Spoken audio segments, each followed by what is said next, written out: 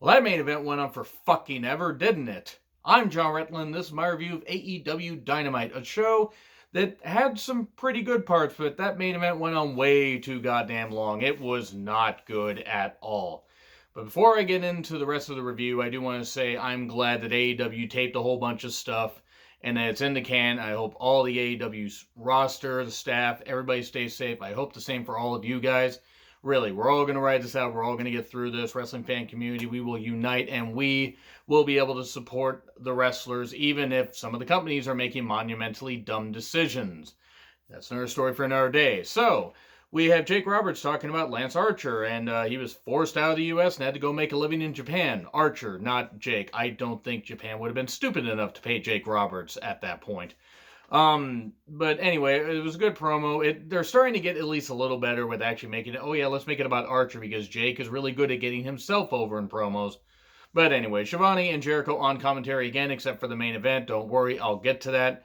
And Colt, it's like he wrestled all over the world, and he's wrestled in Austria, Japan, he's wrestled everywhere. He's wrestled all over the goddamn world. And not surprising, he is a 20-plus year veteran. And then we get Colt Cabana versus Lance Archer, quarterfinal match for the TNT Championship. And it's referee Aubrey. Aubrey was actually the referee for all the matches except for the main event, which was all the way back in Jacksonville.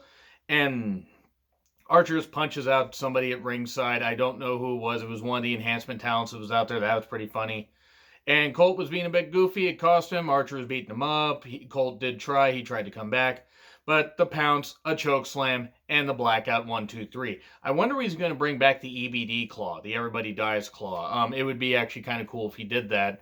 Maybe he breaks it out when he gets to the finals. Because if Archer doesn't get at least to the finals, I don't know what the fuck we're doing here. Like, honestly, he really should make it to the finals.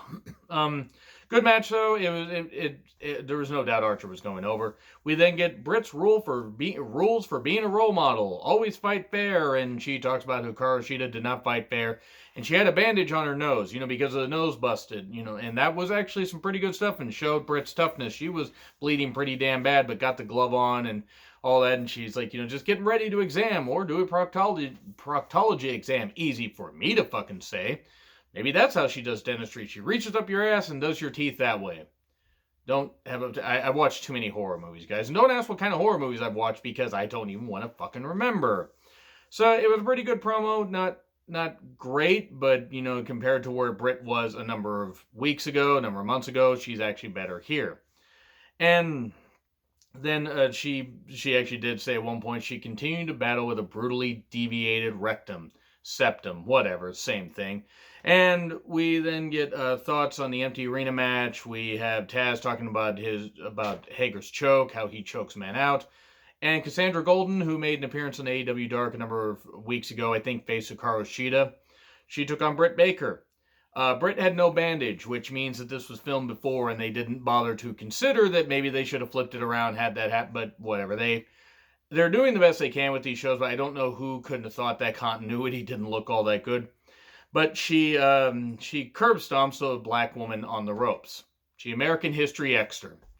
Shout out to Larry Fisher-Mack for pointing that out because I was like, that actually in retrospect didn't really look all that good. I was like, oh boy, but she stomps her on the ropes, same way she broke Yuka Sakazaki's teeth, and there you go.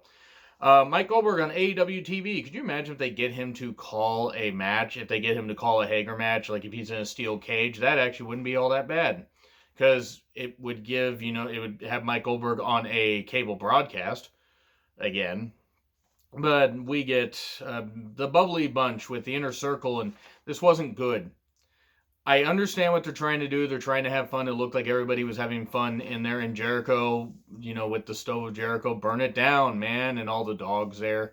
That was actually kind of funny, but no, I just wasn't feeling this. If I don't like how WWE does stupid comedy, I'm not going to really like it here. Sometimes comedy works, but this didn't work for me. I know some people liked it, but it didn't work for me. Pineapple Pete or Shug D, but Pineapple Pete, according to Chris Jericho, versus Sammy Guevara. Jericho cracking Shivani up, my God. I believe he called it the Torture D or the Torture G for 3. And Sammy cuts a promo and says, how about Sammy Guevara beats the shit out of Darby Allin? And Jericho says the sex god always ends up on top.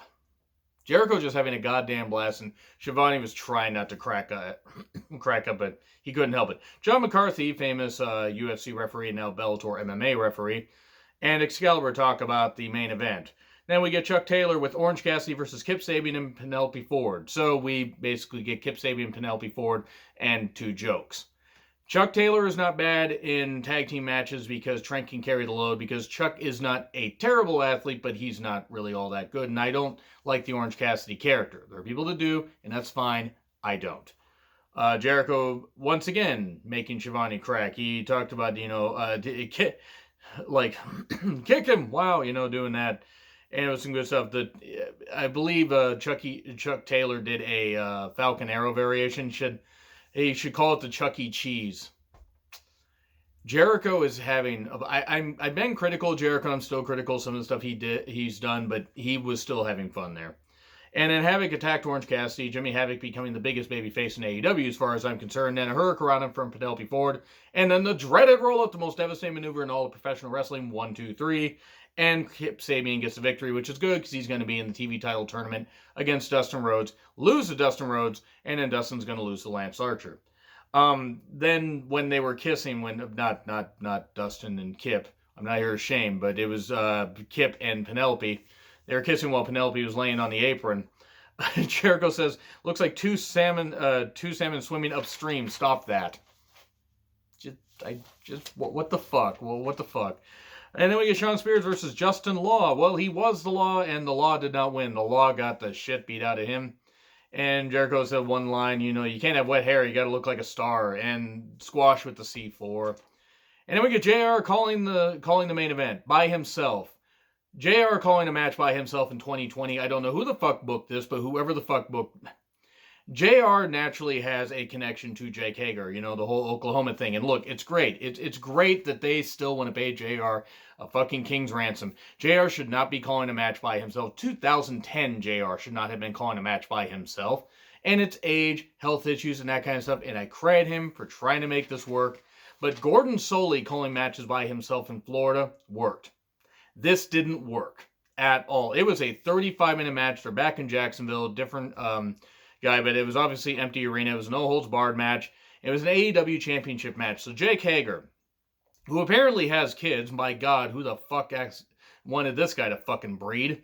And I know that's needlessly mean. I hope the kids end up being smarter than he is, climate change denier that he is. But moving on. No-holds-barred match. This was given 35 minutes. This shouldn't have even been given more than 15. Just fucking hell. Like, I got what they were trying to do, but just Jake Hager was not interesting in, long matches anyway. He's barely interesting in short matches, but in short bursts, he can be fine. Not a 35-minute match. A 35-minute Moxley match isn't all that good, as evidenced by, Moxley versus Omega, a match I did not care for at all. But I digress. JR did say one good line. Why do we need security railings if nobody's here? JR asking the important questions. There was a figure 4 on the railing, call back to Bret Hart doing that. This match was bad, and a paradigm shift on the chair, 1, 2, 3. I kept yelling the end thing that Tom Servo did at the end of, right before Wild Wild World of Batwoman ended. That was, I think, episode, season 5, episode 15.